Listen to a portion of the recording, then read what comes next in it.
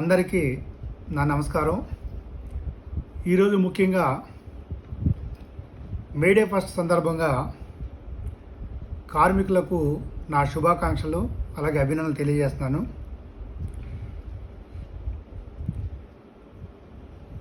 కార్మికుల శ్రమ వల్ల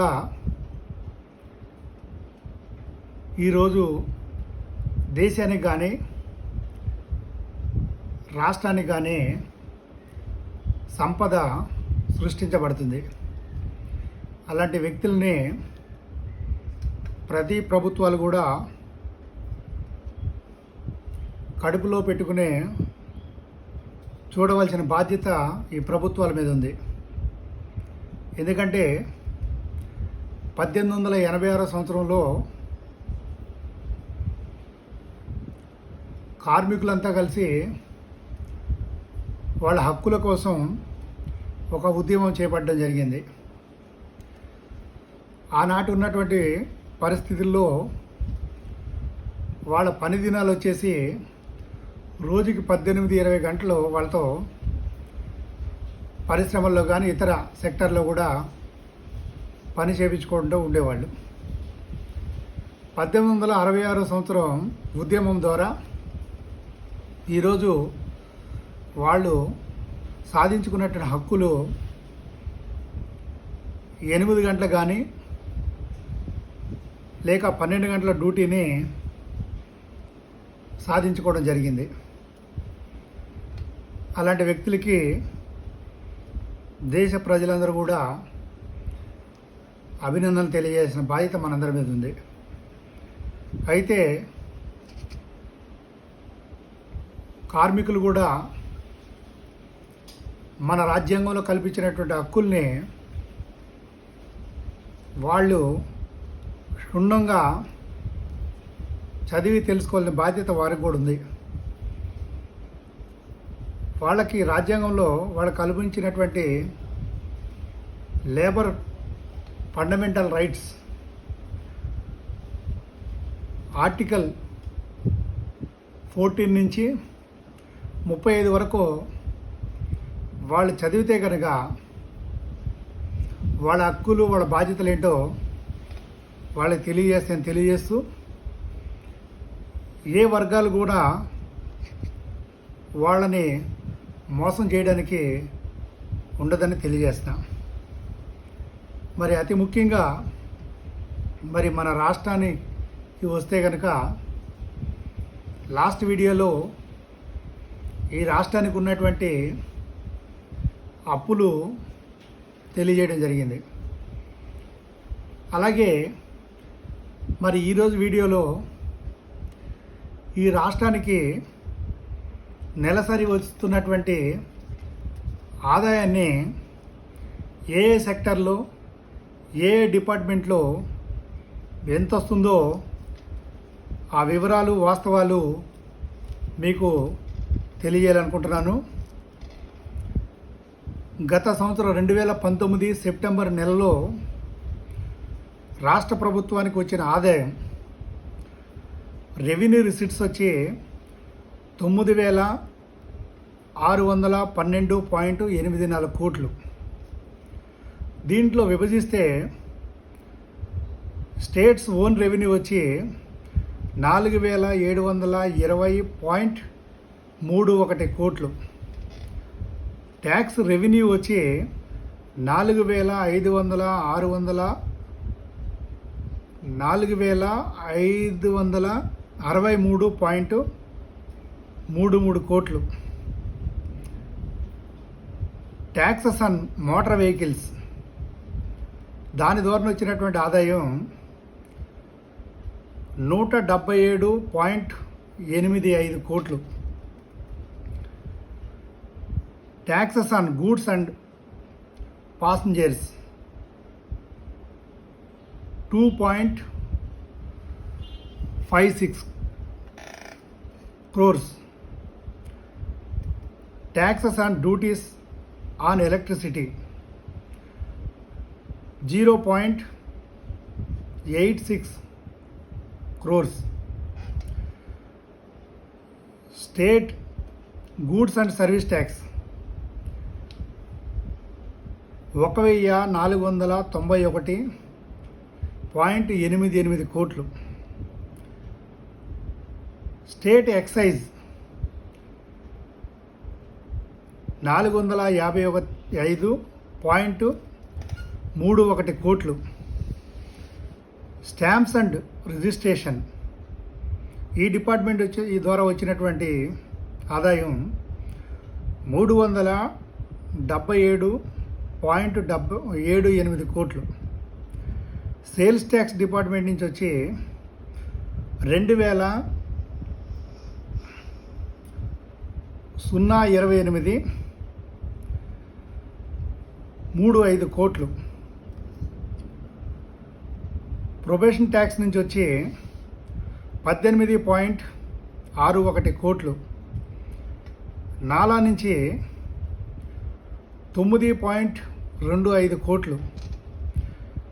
ల్యాండ్ రెవెన్యూ 0.88 కోట్లు. Non tax revenue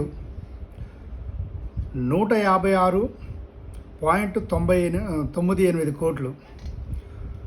rural development cess 0.02 crores. Other non tax revenue 45.54 కోట్లు. మైన్స్ అండ్ మినరల్స్ 108.84 కోట్లు. Interest from others 0.64 crores.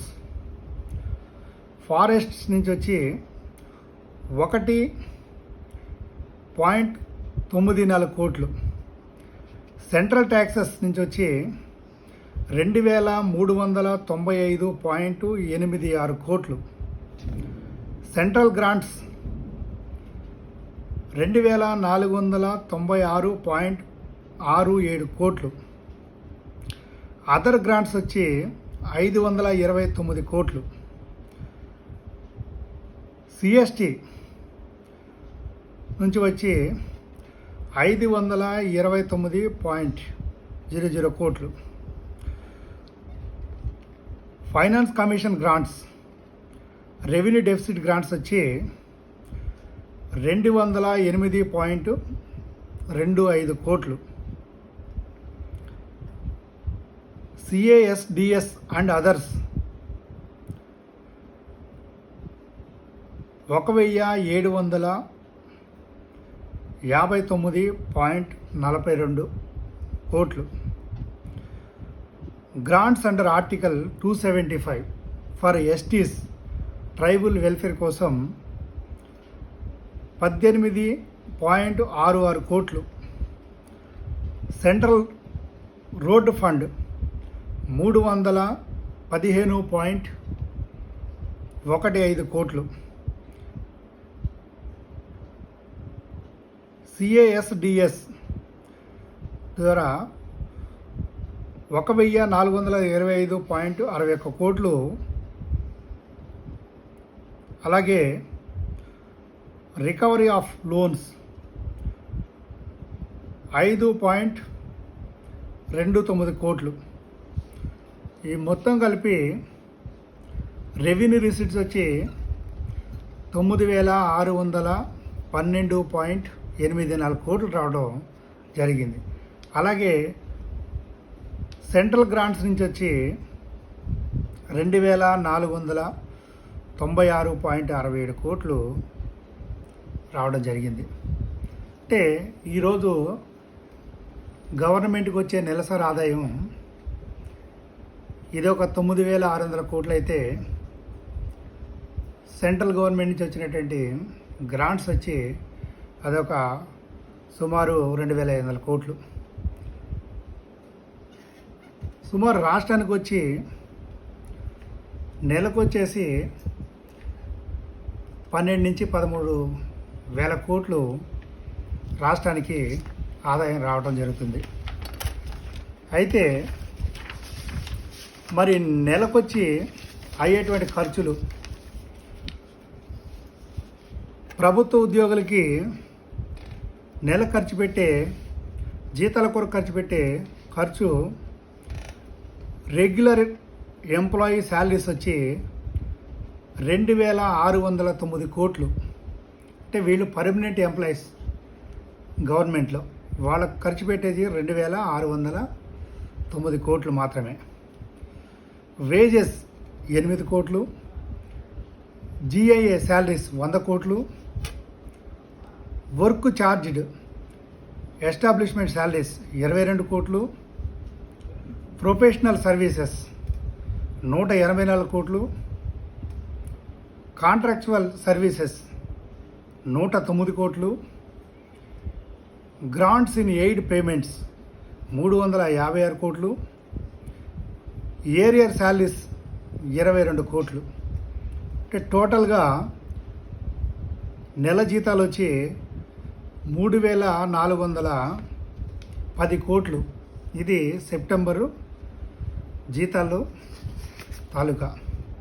అయితే గవర్నమెంట్ ఎంప్లాయీస్కి పర్మనెంట్ ఉన్న వాళ్ళకి కేవలం 2,609 కోట్లు మాత్రమే శాలరీస్ అవుతుంది. ఈ మిగతా దగ్గర 8,900 కోట్లు వచ్చి ప్రైవేట్ కాంట్రాక్ట్ అవుట్సోర్సింగ్ ఉద్యోగులకే ఖర్చు పెట్టడం జరుగుతుంది. దీనివల్ల రాష్ట్రంలో ఉన్నటువంటి పేద వర్గాలు చాలా నష్టపోతున్నారు. ప్రభుత్వం ఉద్యోగం ఉంటే కనుక, పర్మనెంట్ ఉద్యోగం అయితే కనుక, రెగ్యులర్ ఎంప్లాయీ అయితే కనుక వాళ్ళకి రిజర్వేషన్స్ ఉంటే రోస్టర్ విధానం ఉంటుంది. ఆ రోస్టర్ విధానం ద్వారా ఏ సామాజిక వర్గాలు కూడా అన్యాయం జరగదు. కానీ ఇప్పుడున్నటువంటి ప్రభుత్వాలు, గత ప్రభుత్వం అంటే 2004లో చంద్రబాబు నాయుడు గారి ప్రభుత్వం కంప్లీట్గా అన్ని వ్యవస్థల్ని, ప్రభుత్వంలో ఉన్నటువంటి వ్యవస్థలన్నింటిని కూడా నిర్వీర్యం చేసి ప్రైవేట్ సెక్టర్కి ప్రాధాన్యం ఇవ్వడం జరిగింది. అలాగే గవర్నమెంట్ ఎంప్లాయీస్ కూడా ఓల్డ్ పెన్షన్ స్కీమ్ లేకోకుండా కాంట్రిబ్యూటరీ పెన్షన్ స్కీమ్ తీసుకురావడం, అలాగే ప్రభుత్వ ఉద్యోగాల్లో ఏపీపీఎస్సీ ద్వారా కానీ డిపార్ట్మెంట్స్ ద్వారా కానీ ఉద్యోగాలు తీయకుండా వాళ్ళకు కావాల్సిన వ్యక్తుల్ని, వాళ్ళకు కావాల్సిన ఏజెన్సీల ద్వారా, వాళ్ళ సామాజిక వర్గాల ఏజెన్సీల ద్వారా ప్రైవేట్ ఉద్యోగాలు, అవుట్సోర్సింగ్ కాంట్రాక్ట్ ఉద్యోగాలు తీయడం జరుగుతుంది. దీనికి నాంది పలికింది చంద్రబాబు నాయుడు గారు. దీనివల్ల ఇటు అన్ని రంగాల్లో కూడా పేద వర్గాలకు, అతి ముఖ్యంగా ఎస్సీ, ఎస్టీ, బీసీ, మైనార్టీ వర్గాలకు చాలా అన్యాయం జరుగుతుంది. గత 72 సంవత్సరాల నుంచి మన పాలించినటువంటి కాంగ్రెస్ ప్రభుత్వం సుమారు 50 సంవత్సరాలు అయితే, అలాగే టీడీపీ 20 సంవత్సరాలు. ఈ రెండు పార్టీలు కూడా ఈ రెండు సామాజిక వర్గాల వారే, కమ్మారెడ్డి సామాజిక వర్గాలే పాలించడం జరిగింది. అందువలన ఈరోజు రాష్ట్రంలో ఉన్నటువంటి సంపద అంతా కూడా మ్యాక్సిమం ఈ రెండు వర్గాల చేతుల్లోనే ఉంది. కానీ ఆ రెండు వర్గాల్లో ఉన్నటువంటి పేదలను కూడా ఈ ప్రభుత్వాలు ఆదుకోలేని పరిస్థితి.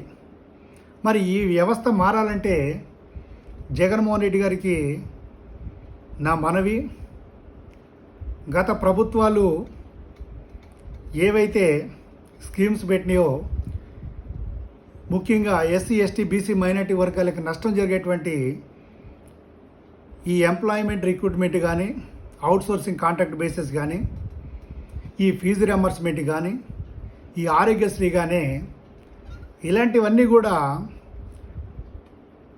ప్రజలకు, అతి ముఖ్యంగా పేద ప్రజలకు, ఏ సామాజిక వర్గాలు ఉన్న పేదలకు కూడా ఇది ఉపయోగపడదు.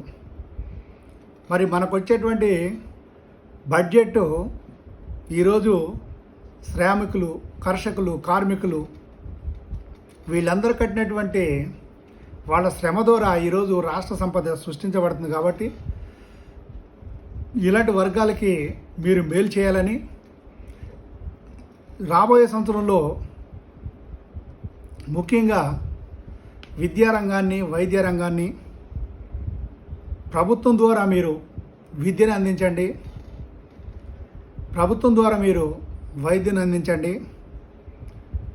మీరు ఇచ్చేటువంటి వేల కోట్లు సుమారు విద్యారంగానికి, వైద్య రంగానికి సుమారు సంవత్సరానికి 20,000 కోట్లు ఖర్చు పెట్టడం జరుగుతుంది. ఆ 20,000 కోట్లతో రాష్ట్రంలో ఉన్నటువంటి ఎన్నో స్కూల్స్ నిర్మించవచ్చు, ఎన్నో హాస్పిటల్ నిర్మించవచ్చు, ఎంతోమందికి ప్రభుత్వ ఉద్యోగాలు ఇవ్వచ్చు.